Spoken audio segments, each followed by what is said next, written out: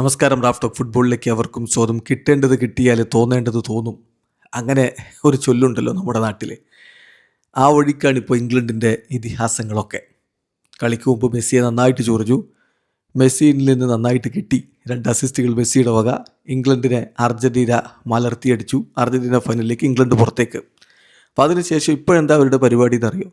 English ലെജൻഡുമാർ ഇപ്പോൾ പറഞ്ഞുകൊണ്ടിരിക്കുന്നത് coach Thomas ടൂഷലിനെ എടുത്തിട്ട് അലക്കുന്നുണ്ട്. ടൂഷലിൻ്റെ ടാക്ടിക്സ് വാളിപ്പോയി. കൂടാതെ മെസ്സിയുടെ അപദാനങ്ങൾ വാഴ്ത്തുകയാണ്. നേരെ പ്ലേറ്റ് മറിച്ചിട്ടിരിക്കുന്നു.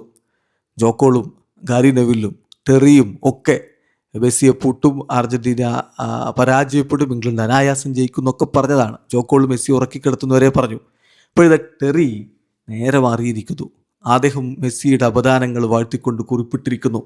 ഗോട്ട് എന്ന് മെസ്സിയെക്കുറിച്ച് കുറിക്കുന്നു. എന്നിട്ട് പറയുകയാണ്, ഇന്നലെ 39-ാം വയസ്സിൽ ഈ മനുഷ്യൻ്റെ കളി കാണുന്നത് അതിശയകരമായിരുന്നു. Watching this man yesterday at 39 was incredible. എക്കാലത്തെയും മികച്ചവൻ. ഇപ്പോഴും ഉയർന്ന തലത്തിൽ തന്നെ അദ്ദേഹം അത് തുടരുകയും ചെയ്യുന്നു. The best ever and still doing at the very top. Argentina ഇന്നലെ പല രീതികളിലും ഇംഗ്ലണ്ടിനേക്കാൾ മികച്ചതായിരുന്നു.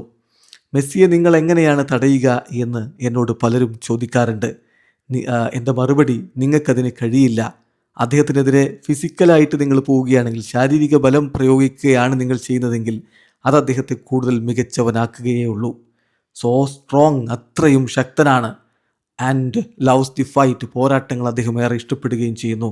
ദിസ് മാൻ ഹാസ് എവറിത്തിങ് എന്നാണ് ഇപ്പോൾ ജോൺ ടെറി കുറിച്ചിരിക്കുന്നത്. അതാ പറഞ്ഞത്, കിട്ടേണ്ടത് കിട്ടിയാൽ തോന്നേണ്ടത് തോന്നും. വീഡിയോ അവസാനിക്കുന്നത്. ഫുട്ബോൾ ലോകത്തെ കൂടുതൽ വിശേഷങ്ങളുമായി റാഫ് ടോക്സ് വീഡിയോ എത്താം.